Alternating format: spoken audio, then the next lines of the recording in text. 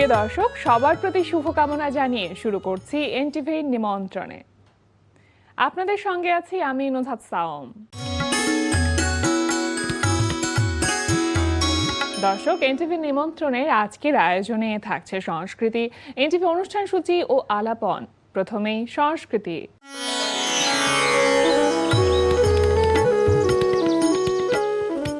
লালমাটিয়ার ভূমি আর্ট গ্যালারিতে অনুষ্ঠিত হচ্ছে 10 জন শিল্পীর দলীয় প্রদর্শনী কনফ্লুয়েন্স। প্রদর্শনীতে শিল্পীদের 57টি চিত্রকর্ম স্থান পেয়েছে। প্রদর্শনী চলবে 15 জুন পর্যন্ত। এবার এনটিভি অনুষ্ঠান সূচি। এবার জানিয়ে দিচ্ছি এনটিভির আজ রাতের বিশেষ বিশেষ অনুষ্ঠানগুলির সময়সূচি। সন্ধ্যা 6টা 15 মিনিটে থাকছে সমসাময়িক বিষয় নিয়ে অনুষ্ঠান সংলাপ প্রতিদিন।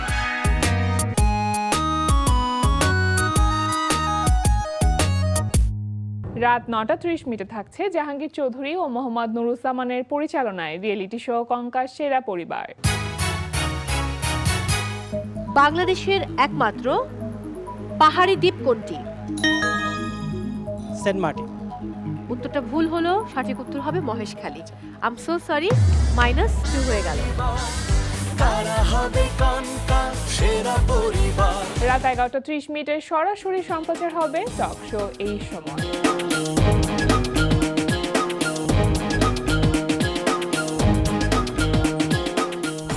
এই ছিল এনটিভির আজ রাতের বিশেষ বিশেষ অনুষ্ঠানগুলির সময়সূচি। এবার আলাপন। আমাদের আলাপনের আজকের অতিথি জনপ্রিয় সুরকার ও সঙ্গীত পরিচালক পার্থ মজুমদার। শুভ সকাল দাদা। শুভ সকাল। কেমন আছেন? আছি, খুব ভালো আছি। আপনাকে প্রথমবারের মতো আমাদের আয়োজনে পেয়ে আমাদের ভীষণ ভালো লাগছে। Thank you. এনটিভিকেও ধন্যবাদ। দাদা, এখন এই সময়টা আসলে কি কি কাজ করা হচ্ছে একটু যদি ছোট্ট করে বলতেন। এখন আমি যেটা করছি, কিছু লালনের গান আমি নতুন করে একটু ফিউশন করে কাজটা করার চেষ্টা করছি এবং প্রায় শেষ পর্যায়ে। আচ্ছা।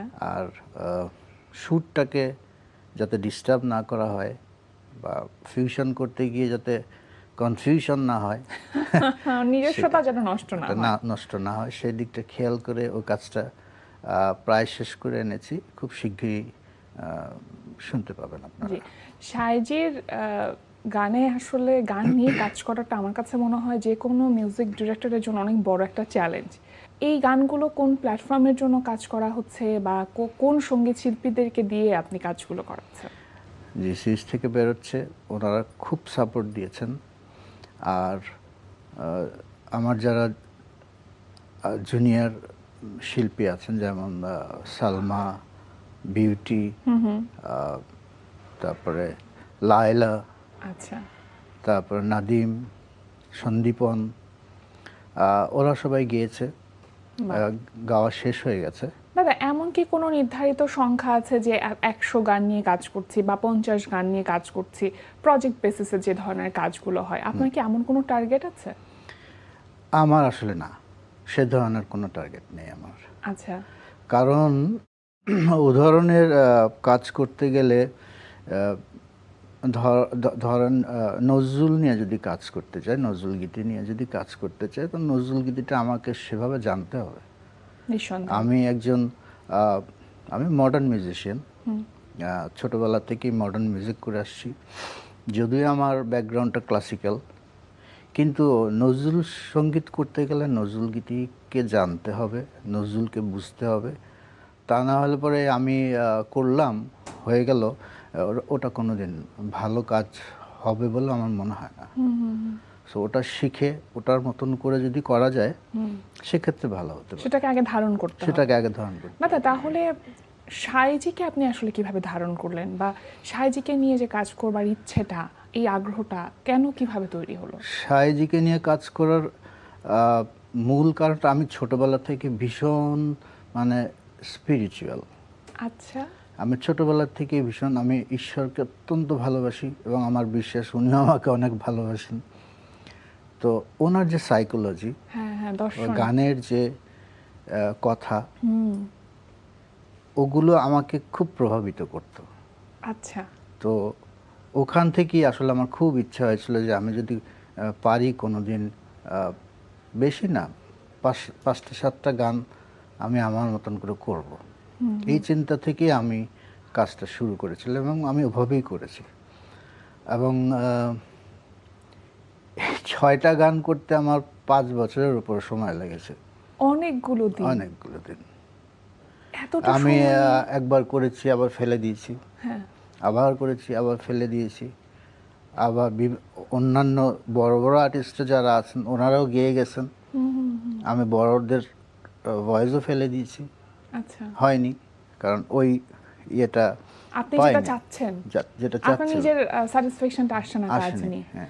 দাদা, অ্যাজ এ মিউজিক ডিরেক্টর এটা একটা বড় রোল, তো সেই জায়গা থেকে সাইজির গানগুলোকে আবার মানুষের সামনে নিয়ে আসা বা উপস্থাপন করবার জন্য যে ধরনের ইনস্ট্রুমেন্ট দরকার, আপনি আসলে কি ধরনের ইনস্ট্রুমেন্ট ব্যবহার করছেন? আমি আমি আমি সমস্ত অ্যাকুস্টিক বা প্লাস, যেহেতু বললাম ফিউশন, হ্যাঁ, সেই ফিউশন করতে যে আমার ইনস্ট্রুমেন্টগুলো লাগে, যেমন ড্রামস, বেস গিটার, কিবোর্ড, এগুলোও পাশাপাশি রেখেছি। কিন্তু মূল যে সিগনেচার পিসগুলি হবে এগুলো সমস্ত আমি অ্যাকুস্টিক দিয়েই করা, যেমন দোতারা, বাঁশি, ম্যান্ডোলিন, খোল, করতাল যেগুলি আছে ওগুলো রেখেছি। আচ্ছা। কতগুলো দিন পর্যন্ত এই প্রজেক্টের কাজগুলো করবেন, এমন কোনো আনুমানিক বিষয় কি কাজ না, করছে? এটা সময়? প্রায় শেষ, এটা প্রায় শেষ শেষ। শেষ দিয়ে দেওয়ার পর্যায়ে রয়েছে। দিয়ে দিলে ওনারা ভিডিও করা শুরু করবে, করে আচ্ছা। ছেড়ে দেবে, এই আর কি।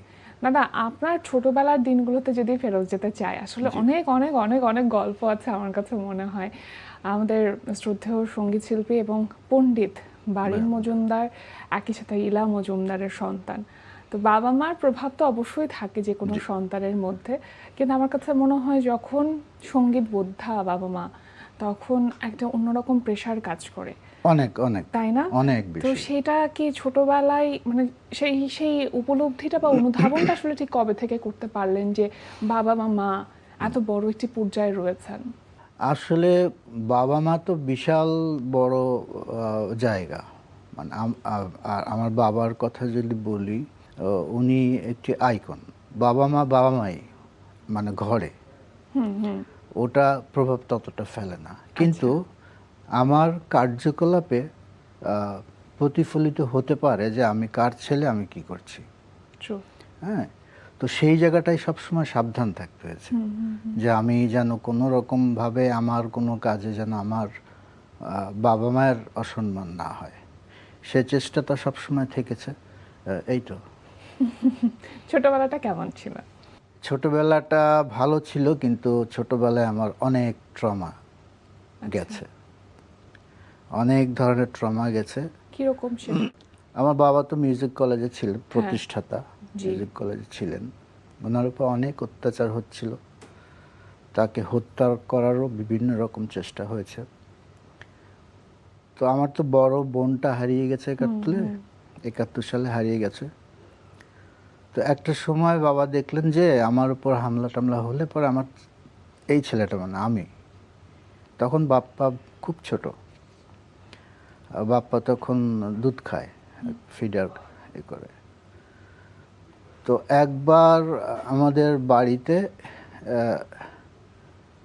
খাটের নিচে একটি গ্রেনেড পাওয়া গেল, যেটা অবিস্ফোরিত, মানে মেরেছিল কিন্তু ফাটেনি। আচ্ছা। তো তখন বাবা ভীষণ ভয় পেলেন যে এই আমি তো মরে গেলে মরে যেতাম, কিন্তু আমার এই ছেলে দুটো যদি মরে যেত তো কী হতো। তখন ওনারা আমাকে দেশের বাইরে, আমার মানে কলকাতার পাশে, ওখানে আমাকে পড়তে পাঠিয়ে দিলেন, আচ্ছা। যে তুমি ওখানে পড়তে যাও।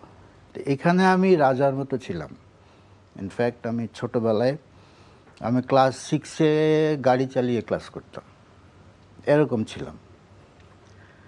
তো ওইখানে গিয়ে মামার বাড়িতে যাওয়ার পরে আমি একদম একজন ভৃত্যের ভূমিকায় চলে গেলাম। এভাবে রাখা হলো আমাকে, ওদের কাপড় ধুই, ওদের চুলো জ্বালাই, ওদের বাজার করি, ওদের পারফরমেন্স খাটি, প্লাস আমি একটু পড়ি। আর বাথরুমের উপরে একটা শেলফ ছিল, বাথরুমে পুরোনো বাড়ির বাথরুমের উপর শেলফ থাকে না, তো আমার শোবার জায়গা ছিল না, আচ্ছা, আমি সেখানেই গিয়ে শুতাম।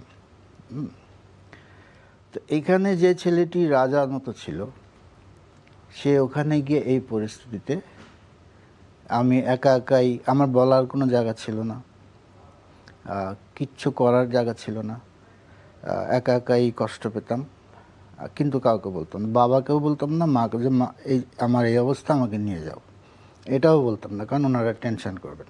এই পিরিয়ডটায় আমার সমস্ত মানুষের যে মনোবল বলে কিছু থাকে, সেটা সম্পূর্ণ ধ্বংস হয়ে গেল। যে সেলফ কনফিডেন্স একটা মানুষের জীবনে ভীষণ প্রয়োজন, সেটি একদম ধ্বংস হয়ে গেল। তারপর যখন আর পারছি না, প্রায় পাগলের মতন হয়ে গেলাম, যে কত বছর ছিলেন এভাবে? 5 বছরের মতন, অনেকটা সময়। 5 বছরের মতন। তখন না পেরেই আমার বাবা দেখতে গেছিলেন আমাকে। বাবা আমাকে দেখতে গিয়ে বলেন যে, এ কী অবস্থা, তুমি বাড়ি চলো, আচ্ছা, তুমি এখনই বাড়ি চলো। তারপর আসতে পারিনি, কিছু তো থাকে, পরীক্ষা টরীক্ষা ছিল। তখন আমি সম্ভবত ক্লাস 9-এ উঠেছি। আচ্ছা, ওই সময় পরীক্ষা বাদ দিয়ে আসতেও পারছিলাম না। তো পরবর্তীকালে ঢাকায় চলে এলাম। এই ট্রমাটা কাটিয়ে উঠতে আপনার কতদিন সময় বহু লেগেছে? বছর লেগেছে, বহু বছর। আমি কারোর সাথে ফিরে আসার পরে আমি কারোর সাথে সহজভাবে কথা বলতে পারতাম না, নিজে খুব ছোট লাগতো। মানে মনে হতো যে কেউ কি কিছু মানে ওই যে হয় না যে এত বছর একটা দ্বন্দ্ব কাজ করতো, দ্বন্দ্ব ভেতরে। কাজ করতো। এটা কাটাতে আমার বহু বছর সময় লেগেছে। এই সময়গুলো কি গান সাথে ছিল আপনার? আমার গান সাথে ছিল, গান সাথে ছিল মানে কি, ভীষণ শুনতাম। আচ্ছা, তখন করতে পারতাম না, ওই 4-5 বছর আমি কিছু করতে পারিনি। আমি কিন্তু ক্লাস বলবো না, আমি যখন বয়স আমার 4 বছর, তখন থেকে আমি স্টেজে করি, স্টেজে বাজাতাম, তবলা বাজাতাম। আমি তবলায় ভীষণ ভালো ছিলাম, কারণ বাবা প্রথমেই বলেছেন, তোমাকে যদি গান শিখতে হয়, মিউজিক শিখতে হয়, গান না, মিউজিক শিখতে হয় তোমাকে তালে ঠিক হতে হবে।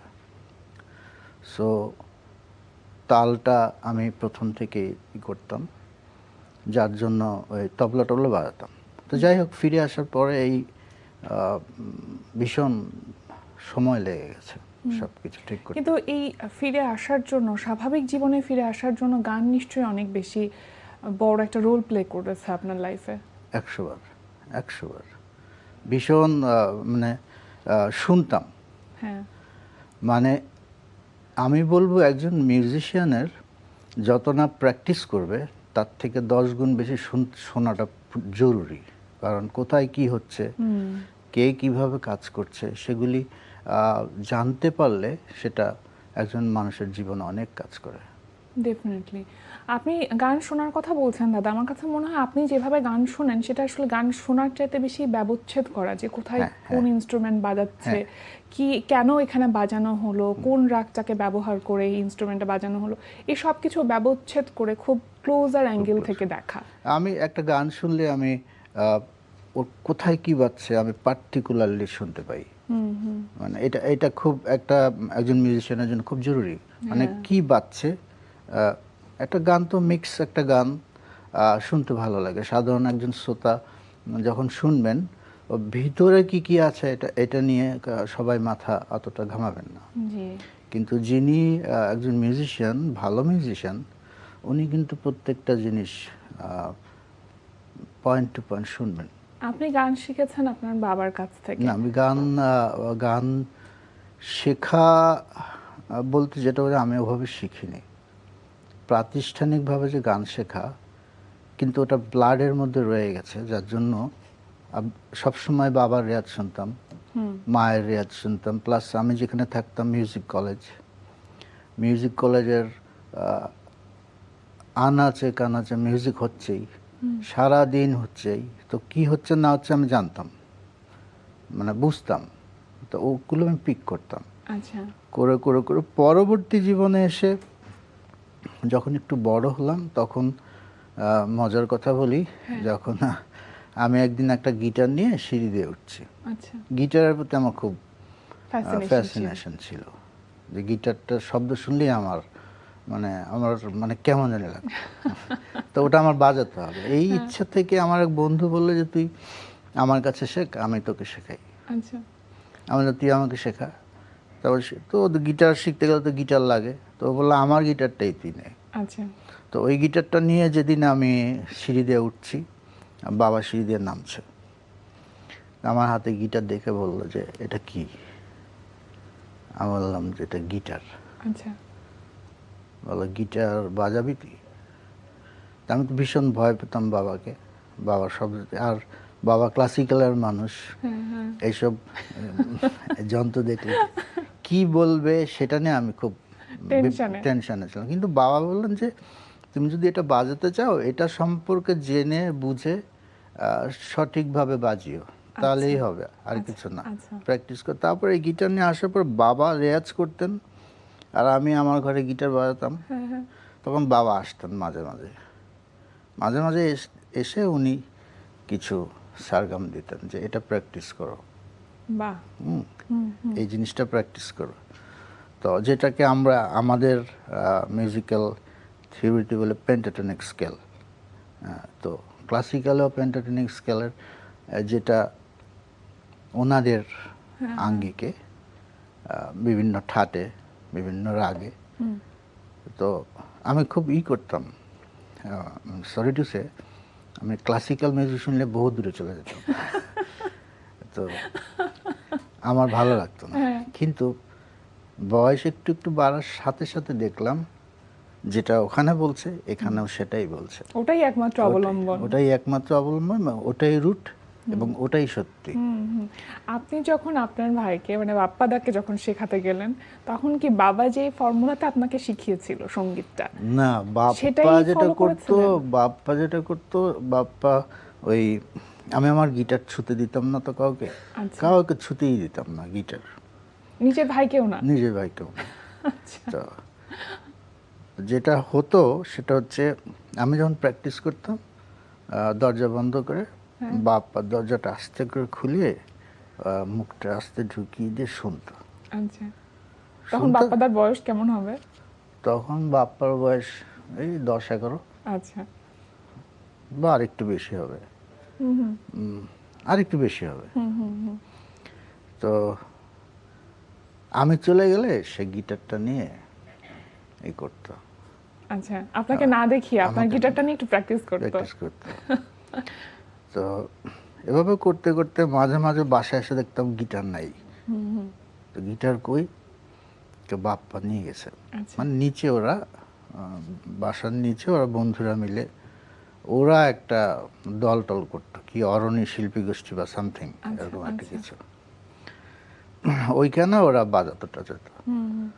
তো আমি ওকে আর বকতাম না।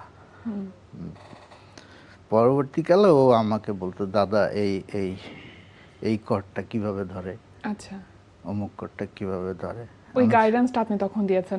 দাদা, আমরা জানি যে সবচাইতে বাংলাদেশের জনপ্রিয় ব্যান্ড দল আর্কের প্রতিষ্ঠাতা সদস্য আপনি, সেটা তখন কিভাবে তৈরি করেছিলেন? তখন যেটা হয়েছিল, তখন আশিকুজ্জামান টুলু ওরা করতো চাইম, তো চাইমের ভেতরে কিছু ইন্টারনাল গন্ডগোল হওয়ার পরে আশিকুজ্জামান টুলু উনি বেরিয়ে গেলেন ব্যান্ড থেকে।